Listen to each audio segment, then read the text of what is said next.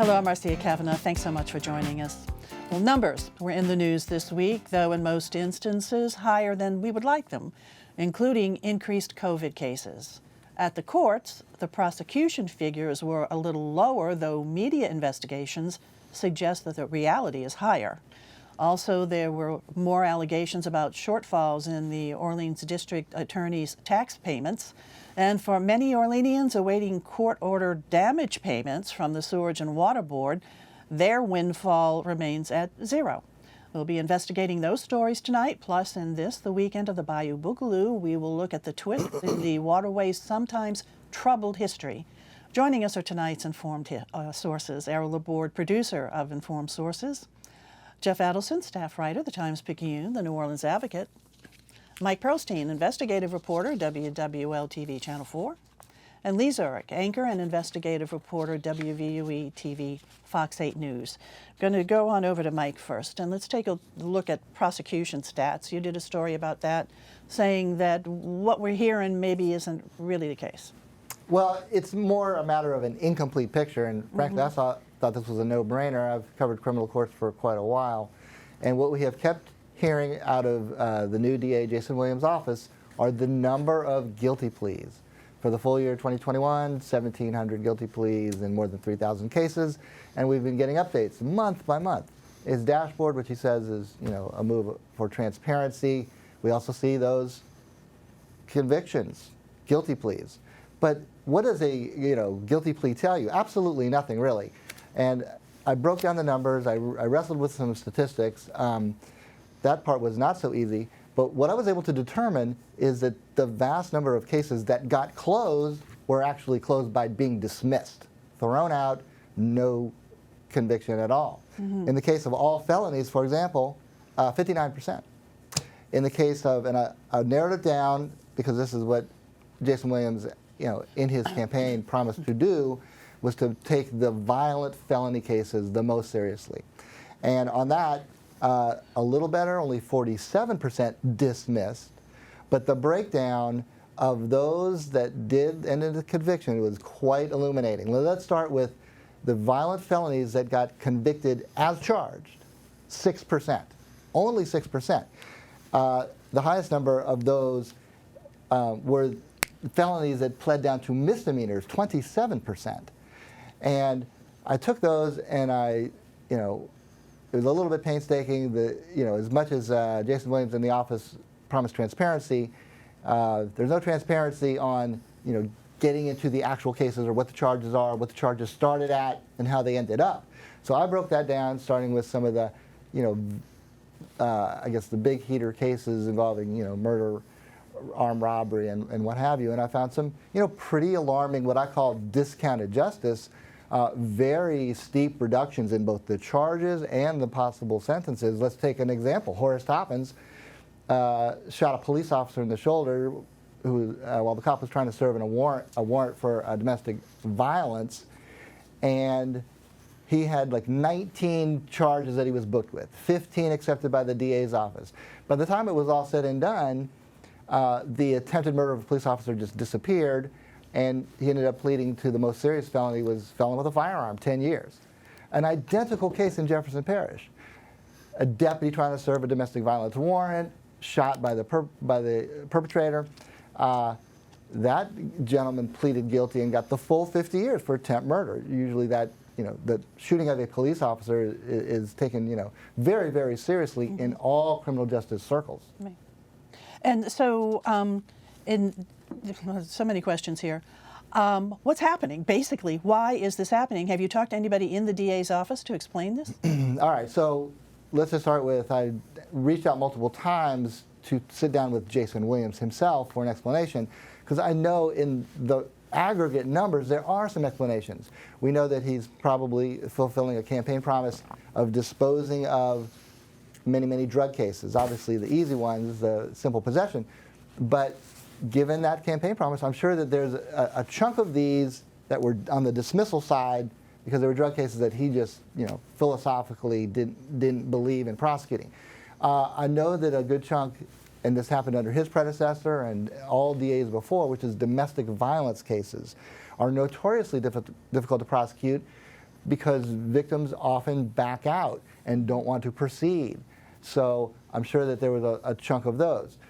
But once again, I did, break out murder and attempt murder, and those kinds of cases were also getting these sort of steep reductions, both in the charge and the plea deal, ultimately leading to low sentences. And one case was almost, hindsight's 20/20, but we pulled out a guy named Montreal Bayham, and in the course of 2021, the DA's office had two opportunities to go with kind of a convicted as charged. Instead, pled it down. I mean, initially he was let out after failing diversion on a heroin charge. And then he had another charge that was pleaded down to probation, got out, and now he's been rearrested in a murder. So, someone with a lengthy rap sheet like that, I know that some of the prosecutors over there, Jason, let's face it, Jason Williams was a career criminal defense attorney. He, had a lot of turnover in his office, upon taking that seat. And I will say that some of the career prosecutors over there are advising him that you now cannot answer to the criminal justice progressives that put you in office, but you represent the victims and their families. And I can tell you that Jason Williams has taken that to heart. In 2022, the numbers are, not fully developed, close to the beginning of the year, but the numbers that I just cited for 2021 have changed quite a bit. We've already seen him go back on some campaign promises, like promise never to, try juveniles as adults. And it took a couple months before he saw and heard the anguish and grief from victims and their families, and his outlook and philosophy is changing in that office. We'll see about 2022 but I will say that when that office puts out, as it has continued to do, month in and month out, just the number of guilty pleas, people should look at that as essentially meaningless. Okay, well, we'll keep looking at it too, Mike. I know you will. Thanks a lot. Absolutely. All righty. Okay, Lee, let's go on over to you right now. And you've been doing a story about how people who have either court judgments or settlements with the New Orleans Sewerage and Water Board are not seeing a dime of their money. No, about $18 million of judgments that either a judge ordered the Sewerage and Water Board to pay because of a lawsuit, someone getting injured, damage to their property, or, they settled. The Sewerage and Water Board says, yes, we were at fault, we will settle, and we will pay you this money. The Sewerage and Water Board just hasn't paid it. And some of these settlements go back to the 1999, 2000 decades, where they still have not paid these people the money that they are owed. And so you have, looked at different cases, and one involved a woman who has a house on Claiborne Avenue, and it's been really damaged by the drainage work that was done. What is she owed, and what is she being told? Yeah, so, we interviewed a couple people who were part of drainage projects, and these were big cases. A judge ruled a few years ago, part of the SELA project that worked on drainage in some of the areas in Uptown. And the defense attorneys for these people basically say that this was a mostly federally funded project. And so the Sewerage and Water Board will owe the Army Corps some money as part of a cost share. But let's just say, I think we used this in the story, let's just say the Sewerage and Water Board owes $10 million. But they need to pay $6 million in damages to residents because their property was injured by the construction going on. Well, instead of owing the federal government that $10 million, they can offset that $6 million and actually only owe them $4 million. So the attorneys in these cases say it's going to cost ratepayers and the Sewerage and Water Board nothing. Why will they not just pay this money? And they haven't paid it. And that's a decent sized chunk of the $18 million that is owed to people. And it's actually more than $18 million. And there's nobody around, there's no jurisdiction, there's no authority to say, okay, you got to pay it now.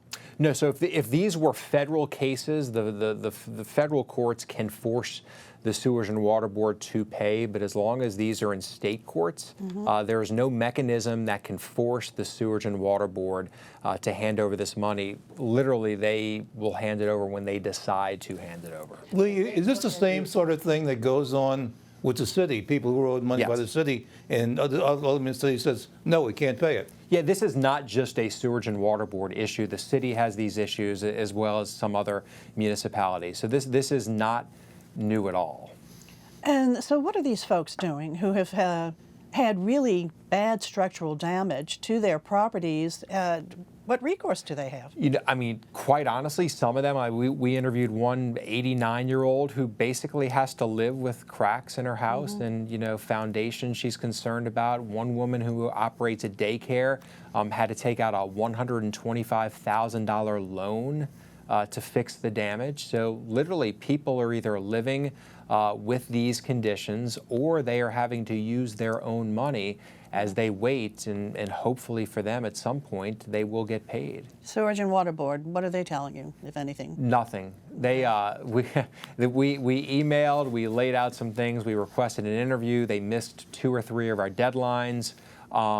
They still haven't responded to us lately. We're not done on this, but so far they have not said anything to us. And while council really doesn't have anything really directly to say about this, Councilman Giarrusso is taking a look at it, and he's making some noise about it. He has, and look, a lot of this is in his district. A lot of the, you know, the bigger cases certainly, and he's talked to all sides. He's talked to the Sewage and Water Board. He's urged them to, you know, give these people an idea when they'll be paid, work out a payment plan, something. But you know, he can only do so much because it's, you know, it's a separate agency. But do they have the money? Even if they wanted to, do they have the money? Well, you know, he brought up they are spending some money on something. And in big picture, this is not a huge amount of money. So is it a priority for them? Can they work out a plan where they pay it back over X amount of years? So it's not just one $18 or $20 million hit, but it's, you know, over 5 years or so, it could be spread out. So he seems to think they could find the money if they wanted to. Okay, we'll see where this one goes too. Thanks a lot, Lee. Jeff, let's go on over to you. And we are seeing some numbers go up in COVID cases, which is not really what we want to see. No, we're definitely seeing things go in the wrong direction in terms of the coronavirus. What's interesting this time around, and we've been through 5 waves of the virus so far since March 2020. This has been a much slower ramp up that we've seen. Things have basically been increasing gradually over the course of a month, whereas in previous portions of the pandemic, when you started to see an increase, it very rapidly became a dramatic increase. So there's couple reasons that we might be seeing that. Some of that has to do with more people doing testing at home, so they're not being recorded in the official statistics. Some of that might have to do with just how severe the Omicron surge was over the winter. So that's left people with a lot of people who are recently infected and may be a little less susceptible to the virus this time around. But we are definitely seeing a sustained rise in cases and hospitalizations now, which I think is potentially concerning as we go into the summer months when people are going to be indoors more often to get into the air conditioning, and that's the kind of circumstances where the virus can spread more easily. And the City Health Director, Dr. Vegno, had a press conference this week just advising people, perhaps you might think about wearing a mask, particularly indoors. Yeah, Dr. Avegno stopped short of imposing a mandate, as the city has seen in the past, and basically said that's not something they're considering. There's really been no indication that the state or any other officials are talking about any kind of mandate at this point either. Are we seeing this uptick regionally, or is it concentrated in one area? So right now, the real center of the increase is in the New Orleans area, and that's primarily in New Orleans, which has been leading the state in cases over the last month, and Jefferson Parish has been close behind. A little further back is St. Tammany. So this is, at the moment, a southeast Louisiana. The uptick that we know about is in southeast Louisiana. Again, the tricky part about this is that a lot of people aren't getting tested, and a lot of people who are doing at-home tests, and those don't get included in the official statistics. So we don't really know as much as we might have in prior parts of the pandemic about exactly where the outbreaks might be and how severe they might be. Jeff, I heard one person being interviewed, one of the experts, and she was saying that they think they're at the point now where nobody really believes we're going to get to zero. Okay, they'll totally eliminate the cases. What they do think they can do is eliminate the people dying from it and getting to that point. So it seems like that there's a new objective out here.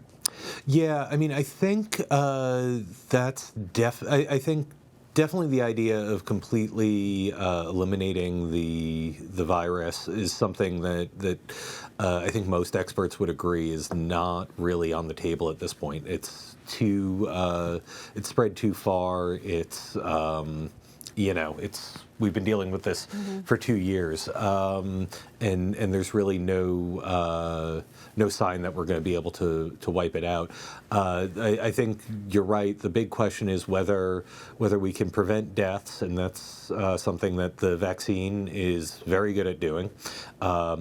The question is whether we can minimize the number of vulnerable people who have to be hospitalized, because we've seen over and over and over again in this pandemic, people being hospitalized for COVID really puts a strain on hospital resources which aren't built for the kind of volume of patients that you can see in some of these surges. And that's brought Louisiana in particular and the country as a whole sort of to the brink of its hospital capacity at times. And again, that's something the vaccines and other treatments that we have now have been doing a good job of preventing, but we need to keep going with that, I think, is what most experts would say. Jeff, quickly, testing availability. I mean, it's sometimes hard to find those at-home test kits. It is hard to find them, and the mass testing sites are fewer and farther between. The federal program that provides test kits through the post office is providing more kits now. There are, I had to get tested this week because I was concerned about an exposure, and I was able to find some at the local pharmacy. So they are out there, but they can be a little difficult, more difficult to access now than they have been at other points. But Dr. Avegno did say there are some free sites in the city. Yeah, there's a site at Armstrong Park, and I believe there's a few others. The city's ready.nola.gov has a listing in New Orleans of sites, and ldh.la.gov has a listing of statewide free testing sites. Okie doke. All right, Jeff, thanks a lot. Let's go on over to E now. And, over the past month, we've had big crowd gatherings. I guess that has contributed to the uptick a bit as well. And this weekend, another big crowd gathering in the Bayou. Well, you'd hope there would be, even though they're taking precautions to spread the crowd out a little bit more. But the Bayou St John is like a critical part of the history of New Orleans, especially the geography of New Orleans. It was the water route that connected Lake Pontchartrain, not directly with the Mississippi. You had to have a portage where you had to walk part of the way, but it was the way to get to the Mississippi River, and it was really made it feasible to build a city there. And when Iberville and his people came, the natives who lived there showed them that route. They showed them what was called Bayou Shoe Peak at the time. And so it's really been critical to the story of New Orleans. It's had different levels of importance throughout time. In the 1950s, they sort of put it in a straitjacket a little bit with the Corps of Engineers, and they put it in a way so that it wouldn't meander anymore. Then they built those bridges. Once they built those bridges, that eliminated anything with a high mass from ever going down Bayou St John. So it made it more of a leisurely sort of thing. An ongoing argument has always been, it's such a beautiful area. Why not, develop it and put all kind of trees and recreation? And there's been strong opposition from the neighborhood throughout its history, that people didn't want all that. They didn't want the view or the ruckus or whatever else was involved. But the Bayou Boogaloo has been something that for the last few years has drawn more attention to Bayou St John. It is a really nice parkway. It's a parkway on two sides, but now with the advent over the last few years of the Lafitte Greenway, which is nearby, which connects with it, I think we have something really major developing in New Orleans that's connecting, from Lake Pontchartrain, going all the way into Mid-City, and then once you get on the Lafitte Greenway, which was pretty much the route of the old canal, can almost take you into town. And the possibilities are enormous. I mean, we're already hearing stories about businesses that are opening along the area. So it's unusual for cities to have all of a sudden like this new growth within the city. A lot of time it's on the suburbs and the edges. But I think this is something to keep an eye on and an important new development in the town. And if I could add something to that, one of the developers who's proven to be kind of farsighted is Sidney Torres the fourth has some major developments along that that route. So that's a good and big bet by a major developer. Yeah, he does, and the combination of the bar and all of that, and then of course with the bikeway, I mean, just all the people who are going back and forth, who are running and walking. So it's a new life sort of area in the town. And of course, a lot of people are going to be converging on the bayou this weekend for the Bayou Boogaloo. Some new rules and regulations that have been set up, but in the past, people have literally crowded the bayou to shoulder on the water almost. Well, this year they can even have a stage in the water, and so maybe that would help. But it's good to bring awareness to the bayou, and I think there's just a great potential. It's time we start using the bayou better. And it's a beautiful space. Okay, thanks a lot. All right, Lee, let's go back on over to you. And Orleans Parish DA facing trial in the month of July on tax charges, but more problems for him. Yeah, his federal trial, as you said, it's less than 2 months away now. And earlier this week, the IRS placed a lien on his house on St. Charles Avenue for unpaid taxes in 2019 that total about $275,000. So a $275,000 tax lien against Jason Williams and his wife. Obviously, a significant amount of money. Now, that's not a charge now. No, it's not a charge. This is just a lien. So he's facing these federal charges that most of it comes from, I believe, 2012 to 2017. It covers those years. So this is a separate year. It's not a charge. As of now, we'll see if it's in his trial or if they try to bring it up. But it's nothing federal, but they're just saying you owe this money as well, too. Okay, and so these charges that he is facing in July, just refresh our memory on this. So basically, there's, essentially not paying his fair share of taxes, business deductions, deducting more than he should have is one of the major charges. Also, some questions about his accountant as well, too, that worked on this. They have a number of people lined up likely to testify, if it does go to trial, to testify against Jason Williams. Again, the trial starts July 18th. And it has been delayed a couple of times, right? It has, but there's a new judge now. So Marty Feldman was the judge. He passed away. Lance Afric is the new judge in this case, and all indications are that Judge Afric wants this trial to happen in July, and it will happen in July. He's a tough judge, and I would expect this trial to happen in July. This lien, can it? Well, it's not part of these charges. This is something totally different. Can this, though, come up during the trial? Yeah, that's a good question, and we posed that to Joe Raspani, our legal analyst, also Matt Coman, who's a former federal prosecutor who worked the Ray Nagin trial, and led that team, and they both think that likely the prosecution would like to bring it up in one way or another, just to show a pattern, show historical.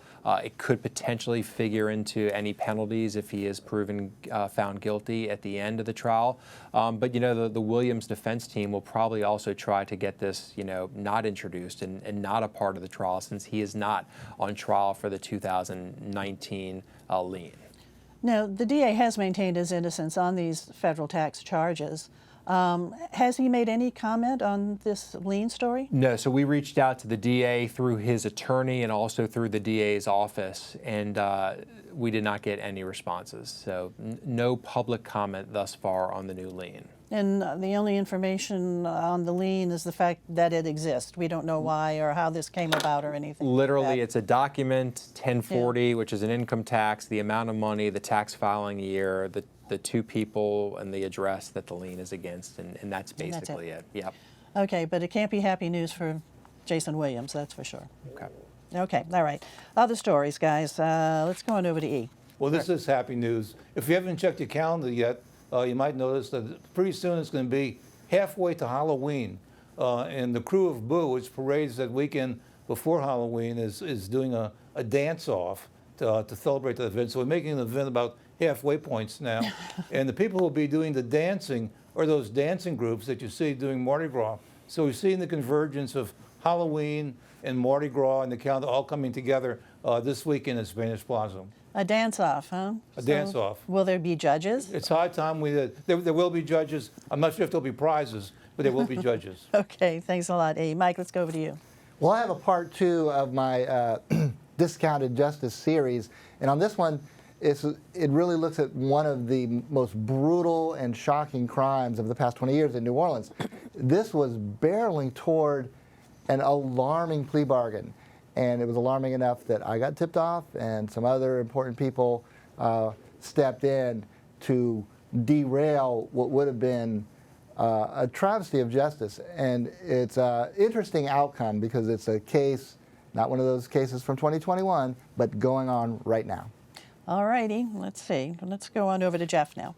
Well, the Smart Cities investigation into the contract the LaToya Cantrell's administration had been pursuing seems to keep expanding. The Inspector General's office this week, we found out, had subpoenaed or had taken a laptop from a city employee in order to investigate the case. So that's obviously an ongoing issue, and one that my colleagues are continuing to look into. All right. Lee, over to you to wrap up. We haven't talked about the NOPD yet this show, so I might as well talk about them. I have a story coming up next week on Fox 8 News at 10 about the NOPD that may interest some people about how they're working some cases. All right. We'll be looking at all of you guys for all of these big stories. And thanks a lot for joining us tonight to talk about what happened this past week. Thank you all for joining us, too. And we'll see you again next week for Informed Sources. Have a good evening. Bye.